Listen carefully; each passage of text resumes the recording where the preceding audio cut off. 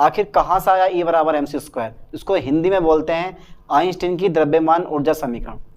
द्रव्यमान और ऊर्जा कभी पहले अलग अलग हुआ करते थे, लेकिन जब आइंस्टीन भाई साहब आए तो उन्होंने बता दिया कि द्रव्यमान और ऊर्जा एक ही चीज़ होती है, यानी कि द्रव्यमान को आप ऊर्जा में, ऊर्जा को आप द्रव्यमान में बदल सकते हो। तो उन्होंने एक समीकरण दे दी।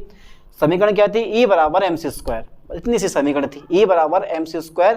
और इसी समीकरण का बनेगा बाद का पतंगड़, यानी कि डेरिवेशन करने वाले हैं प्रूफ। ठीक है, E बराबर mc² कहाँ से आया और करते हैं इसको प्रूफ। तो एक बीएससी फिजिक्स का मोस्ट इंपोर्टेंट टॉपिक है और हर साल पेपर में आता है, ठीक से पढ़ लेना इसको आप। ठीक है, तो मैं शुरू करता हूँ। डेरिवेशन ऑफ E बराबर mc²। E बराबर mc² का व्युत्पन्न, E बराबर mc² का व्युत्पन्न। ठीक है सर, आपने हेड इंटू डाल दिया। अब ये भी बता दो कि यार इसमें E क्या है, M क्या है और C क्या है। तो E4 होता है एनर्जी, M4 होता है मास और C4 होता है वेलोसिटी ऑफ लाइट या फिर स्पीड ऑफ लाइट। अब प्रकाश की चाल आपको पता है कितनी होती है? प्रकाश की चाल सबको याद है यार, 3 × 10⁸ मीटर पर सेकंड। बिल्कुल करेक्ट, 3 × 10⁸ मीटर पर सेकंड या 3 लाख किलोमीटर पर सेकंड। यानी कि प्रकाश 1 सेकंड में 3 लाख किलोमीटर की दूरी तय करता है। ध्यान देना, प्रकाश 1 सेकंड में 3 लाख किलोमीटर की दूरी तय करता है। ये इक्वेशन आपको क्या बता रही है? ये इक्वेशन बता रही है कि भाई द्रव्यमान को एनर्जी में और एनर्जी को द्रव्यमान में कन्वर्ट कर सकते हो, यानी कि द्रव्यमान और एनर्जी, द्रव्यमान और एनर्जी दोनों अलग अलग राशि नहीं है, इसको आप एक ही राशि मान सकते हो। किसने बताया? ये आइंस्टीन ने बताया। अब इसी इक्वेशन का करना हमें व्युत्पन्न। क्या ये इक्वेशन आई कहां से? ठीक है, अब देखते हैं चलो कैसे इक्वेशन आई। E बराबर mc² का व्युत्पन्न। ठीक है भाई सर, मान ले तो क्या मानोगे? तो मैंने मान लिया कि भाई माना, ठीक है, मैं क्या मान रहा हूं? माना भी वेग से, माना भी वेग से गतिमान, भी वेग से गतिमान कण का द्रव्यमान, भी वेग से गतिमान कण का द्रव्यमान। ठीक है सर, स्मॉल m हो तो, स्मॉल m हो तो, ठीक है सर, भी वेग से गतिमान कण का द्रव्यमान स्मॉल m हो तो m का फॉर्मूला क्या होगा?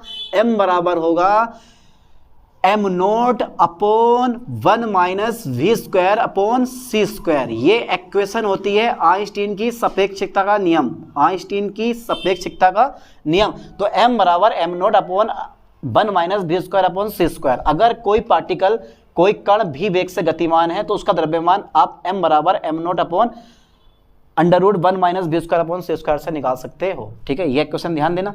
जहां m0 क्या है लिख दो, this is a first equation हो गई हमारी, बहुत काम की इक्वेशन है। जहां m0 के बारे में बताओ कि m0 क्या है बेटे? यह है ब्राह्म द्रव्यमान। ठीक है, m0 क्या है? ब्राह्म द्रव्यमान। ठीक है, दिखाई दे रहा है क्लियर? बिल्कुल, हाँ सर क्लियर दिखाई दे रहा है। m0 क्या है? ब्राह्म द्रव्यमान। ठीक है, जहां m0 क्या है? ब्राह्म द्रव्यमान है। ठीक है सर, यहां तक तो क्लियर हो गया। अब इसके बाद क्या करने वाले हैं हम? इसके बाद देखो थोड़ा सा हमें ध्यान देना इस चीज पे, कण का संवेग निकाल दे जाऊं मैं, कण का संवेग।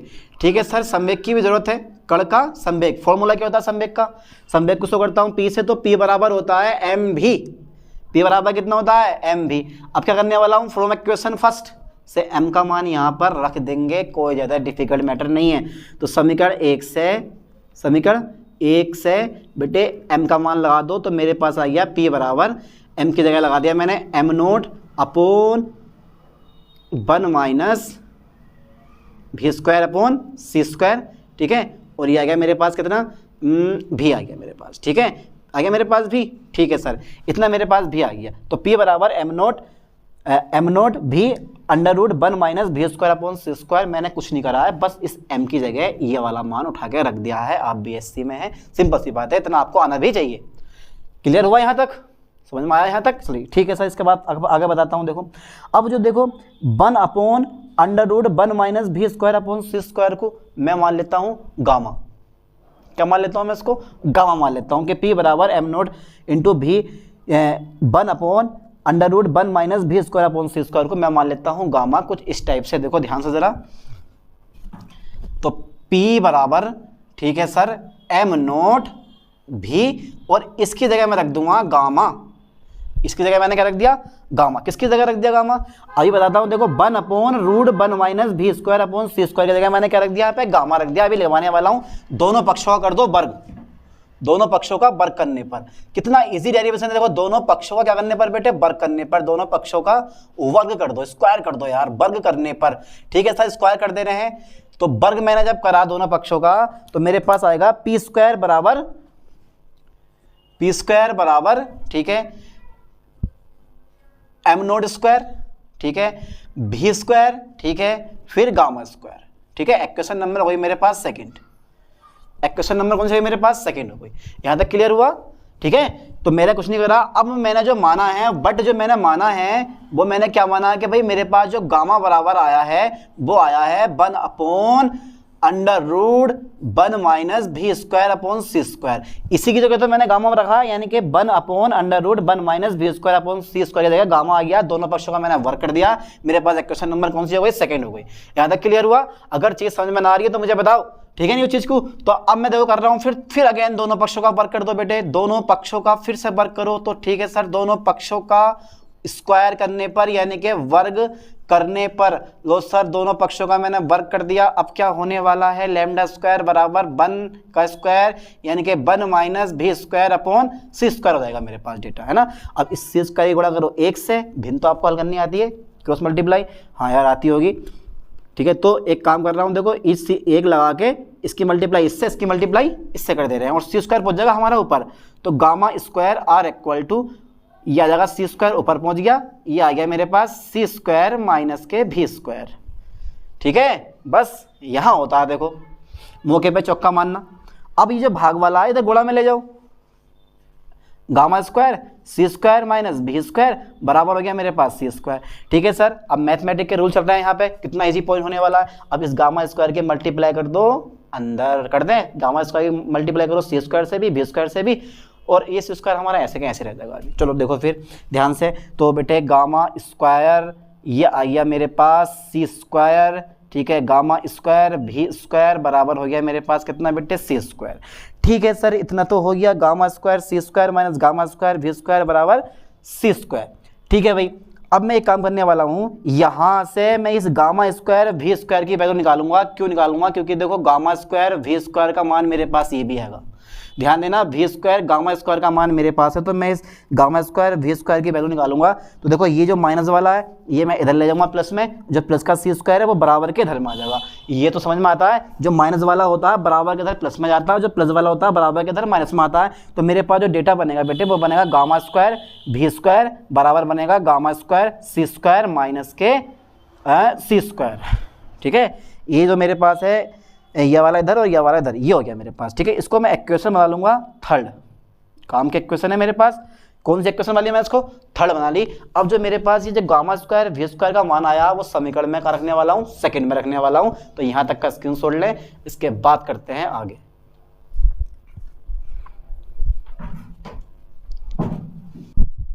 तो अब देखो गामा स्क्वायर भी स्क्वायर की वैल्यू उठा के यहां रख दो, भी स्क्वायर गामा स्क्वायर की जगह।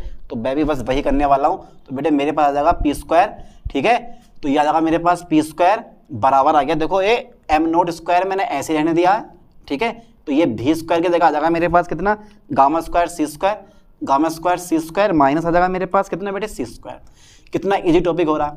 अब भैया जब ब्रैकेट खोलोगे तो एम नोट स्क्वायर की मल्टीप्लाई अंदर करोगे। अब मैं भी यही करने वाला हूं यार। लो तो पी स्क्वायर मेरे पास यही रह गया, m naught square gamma square c square minus m naught square c square, ठीक है सर। ये तो काफी इजी था, है ना देखने में। अब दोनों पक्षों में सी स्क्वायर से मल्टीप्लाई कर दो, ठीक है। दोनों पक्षों में सी स्क्वायर से गुणा करने पर, ठीक है सर। दोनों पक्षों में सी स्क्वायर से गुणा कर दो जब आपकी मर्जी है तो। लो पी स्क्वायर बराबर पी स्क्वायर सी स्क्वायर, तो m naught square gamma square c की पावर 4 हो गया हमारा, और एम नोट स्क्वायर और सी की पावर यहाँ भी हमारा कितना हो गया? 4 हो गया। इक्वेशन हो गई मेरे पास फोर्थ, ठीक है, हो गई। बट आपको पता होना चाहिए बेटे कि हमारे पास जो गामा है, गामा की वैल्यू कितनी है? अभी भी ये मरा नहीं है, जिंदा है बिल्कुल ये, ठीक है। ये देखो एक गामा पीछा ना छोड़ेगा जब तक डेरिवेशन कंप्लीट ना होगा, ये गामा पीछा नहीं छोड़ने वाला है, ठीक है नहीं। अब देखो जब मैं गामा का जो मान होता है देखो उसको मैं क्या लिख सकता हूं, ध्यान देना। इसको मैं लिख लूंगा 1 माइनस भी स्क्वायर अपॉन सी स्क्वायर, ठीक है, का 1/2 यानी कि -1/2। क्या ये समझ में आया आपके? क्योंकि देखो रूट की जो वैल्यू होती है वो 1 माइनस भी स्क्वायर अपॉन सी स्क्वायर की पावर हो जाएगी 1/2। जो ऊपर लेके जाओगे तो पहुंच जाएगी कायमा हमारे पास माइनस में, और दोनों पक्षों में मैं मल्टीप्लाई करूंगा। दोनों पक्षों में मैं मल्टीप्लाई करने वाला हूं। देखो दोनों पक्षों में एम नोट दोनों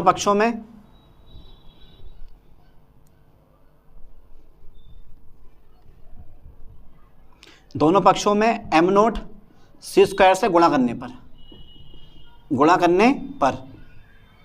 ठीक है, दोनों पक्षों में एम नोट सी स्क्वायर से गुणा करने पर।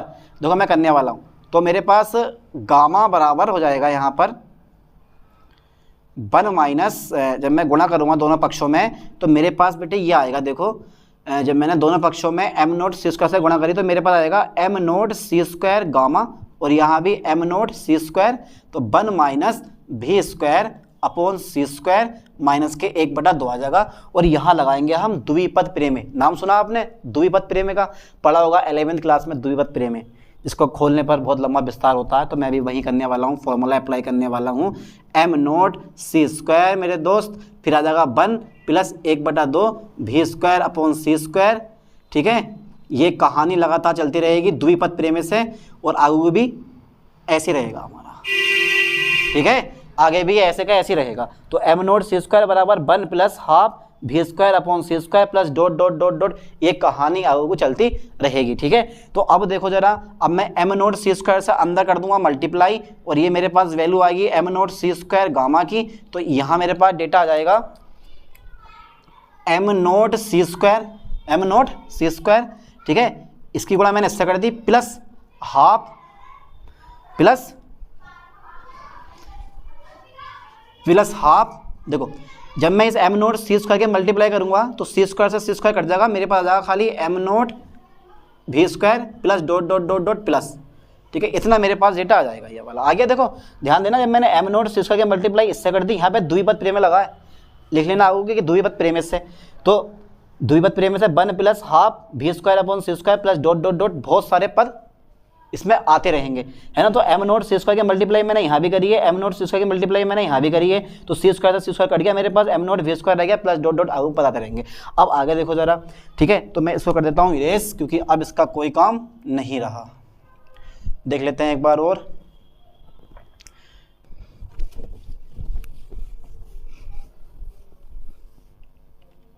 तो ये मैंने कर दिया इरेज। तो अब देखो जरा ठीक से, अब मैं देखो क्या करने वाला हूँ। अब भी स्क्वायर अपॉन सी स्क्वायर, जो ये वैल्यू होती है ना, जो आगे भी भी स्क्वायर अपॉन सी स्क्वायर आएंगे, उन भी स्क्वायर अपॉन सी स्क्वायर की जो वैल्यू होती है वो बहुत छोटी होती है, जिसको आप छोड़ सकते हो, यानी कि ये आगे वाले स्टेप छोड़ दो। तो मैं यहाँ लिखने वाला हूँ, देखो भी स्क्वायर अपॉन सी स्क्वायर की जो वैल्यू होती है, वो वैल्यू बहुत कम होती है, बहुत कम होती है। ठीक है नहीं, अतः इसे छोड़ा जा सकता है, ठीक है सर, छोड़ दो इसको, घबराने वाली क्या बात है। ठीक है, भी स्क्वायर अपॉन सी स्क्वायर की वैल्यू बहुत कम होती है, अतः इसे छोड़ा जा सकता है। तो आगे वाले स्टेप छोड़ दो, तो मेरे पास आ जाएगा तुम्हारे पास m note c square gamma, ठीक है, r equal to m note c square plus के रह गया मेरे पास 1/2 एम नोट भी स्क्वायर। ठीक है, अब इस लाइन पर हमें एक चीज़ और ध्यान देना है बेटे, और वो ध्यान देना है हमें। देखो ये जो है तुम्हारे पास 1/2 एम नोट भी स्क्वायर, ये क्या होती है? ये जो है बेग भी पर, काय पर? काय पर बेटे? के बेग भी पर कण की गतिज ऊर्जा को दर्शाती है, ठीक है, कण की गतिज ऊर्जा को दर्शाती है। ठीक है सर, कण की गतिज ऊर्जा को दर्शाती है, ठीक है नहीं, कण की गतिज ऊर्जा को दर्शाती है, ध्यान देना, जिसे हम के से दर्शाते हैं, जिसे के से के फॉर काइनेटिक एनर्जी, के से दर्शाते हैं।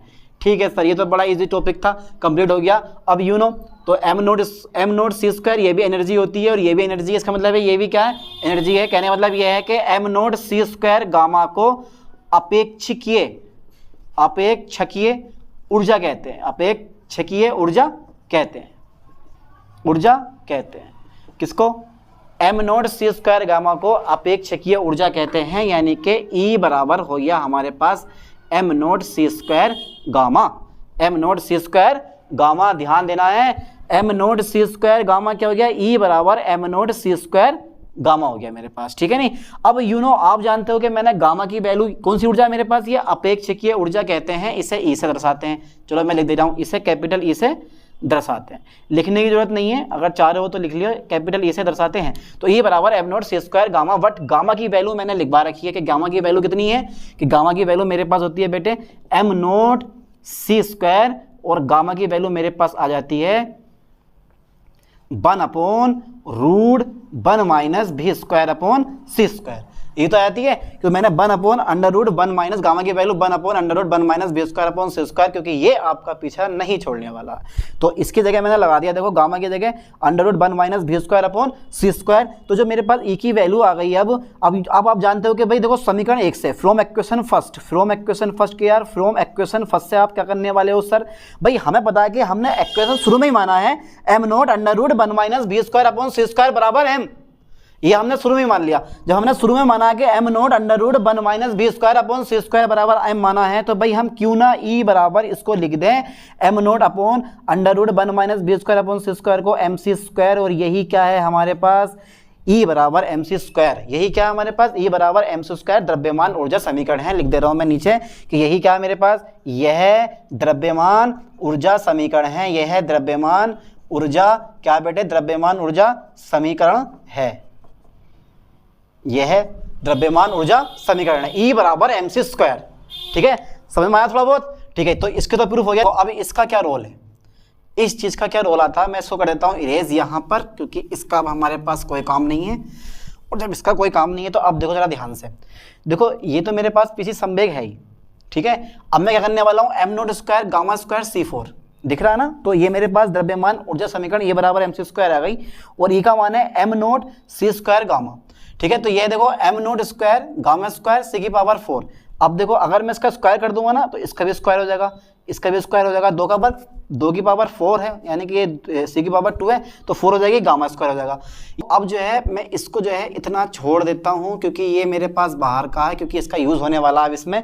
ठीक है, इसके आगे की कहानी है समीकरण 4 से, समीकरण 4 से, समीकरण 4 से मैं क्या करने वाला हूं कि एम नॉट स्क्वायर, जो मेरे पास m naught square gamma square c की पावर 4 है, वहां पे मैं क्या कर दूंगा, ई रख दूंगा। तो ये देखो स्क्वायर है सी की पावर 4 है, तो इसका भी स्क्वायर कर दो, इसका भी स्क्वायर, 2 दूनी 4 गामा स्क्वायर, तो यहाँ मेरे पास आ जाएगा पी स्क्वायर सी स्क्वायर बराबर हो जाएगा मेरे पास ई स्क्वायर माइनस के एम नॉट सी की पावर हो जाएगा मेरे पास 4। समझ में आया थोड़ा बहुत, ठीक है सर समझ में आया। बट आप जानते हो अगर कण का संवेग 0 है, कण का वेग 0 है, कण का कितना है मेरे पास, वेग 0 है, कण का वेग 0 है, तो 0 हो, तो ध्यान देना कण का वेग 0 हो, तो अगर कण का वेग कितना हो बेटे 0 हो, तो कण का संवेग कैसा हो जाएगा, कण का संवेग भी 0 हो जाएगा, कण का संवेग 0 हो जाएगा, कण का संवेग 0 हो जाएगा। जब यार कण का संवेग 0 हो जाएगा तो मेरे पास जो संवेग आपको पीसी दिखाई दे रहा है ये हो जाएगा 0, तो बराबर आ जाएगा मेरे पास ए square M naught square c की पावर 4। ये जो प्लस का है बराबर के इधर काय में आ जाएगा, माइनस में आ जाएगा, और ये जो तुम्हारे पास इस समय जो एनर्जी होगी वो कौन सी होगी तुम्हारे पास, 0। क्या बोल दिया मैंने इसको, ई नॉट का मतलब यहाँ पे ये है कि अगर कण का संवेग 0 है तो कण का वेग कैसा होगा, 0 हो जाएगा, तथा कण की ऊर्जा न्यूनतम होगी। कण की जो ऊर्जा है वो कैसी होगी, कण की ऊर्जा न्यूनतम होगी, कण की ऊर्जा न्यूनतम होगी, तब संवेग 0 हो गया, कण की ऊर्जा मेरे पास कैसी हो गई, न्यूनतम हो गई, एम नॉट स्क्वायर सी की पावर 4 प्लस वाला इधर आ गया, काय में आ गया, ये माइनस में, ये माइनस में, तो माइनस का माइनस क्या होगा हमारे पास, कट जाएगा, तो ये कर लिया मैंने स्क्वायर बराबर हो गया मेरे पास एम नॉट स्क्वायर सी की पावर 4। अब जब मैं स्क्वायर से स्क्वायर काटूंगा तो मेरे पास आ जाएगा ई नॉट बराबर हो गया एम नॉट सी स्क्वायर। कहने का मतलब ये है कि ये क्या है, यह कण की विराम ऊर्जा है, ये कण की क्या है मेरे पास, विराम ऊर्जा है। ठीक है, तो कण की विराम ऊर्जा कितनी होती है, ई नॉट बराबर एम नॉट सी स्क्वायर। ये क्या है, कण की विराम ऊर्जा होती है। बस ज्यादा लंबा मैं करवाने वाला हूं नहीं, समीकरण 4 से मैंने इसकी जगह रख दिया ई स्क्वायर, ठीक है, और ई स्क्वायर रखने के बाद मैंने संवेग, जब कण का वेग 0 है तो कण का संवेग कितना हो जाएगा मेरे पास, 0 हो जाएगा। तो ऊर्जा कैसी हो जाएगी हमारे पास, न्यूनतम। जब ऊर्जा न्यूनतम हो जाएगी ई नॉट, तो मैंने रख दिया ई नॉट से 100 कराया, इसको इधर लेकर आया हूँ, माइनस में माइनस माइनस कट हो जाएगा। जब मैंने स्क्वायर, जब ये देखो इधर भी स्क्वायर है इधर भी 4 है, तो का होल स्क्वायर करोगे तो 2 से 2 कट जाएगा हमारा, तो ई नॉट बराबर आ गया एम नॉट सी स्क्वायर। तो ये क्या, कण का विराम ऊर्जा, यानी क्या, कण की विराम ऊर्जा, और एम नॉट क्या, कण का विराम द्रव्यमान है। तो यहाँ पर हमने क्या देख लिया कि भाई जो ई बराबर एम सी स्क्वायर है इसकी व्युत्पत्ति भी देख ली, और विराम ऊर्जा हमने हमारे पास क्या है, ई नॉट बराबर एम नॉट सी स्क्वायर, इसकी भी हमने व्युत्पत्ति देख ली। बस इस वीडियो में इतना ही, मिलते हैं नेक्स्ट वीडियो में। थैंक्स।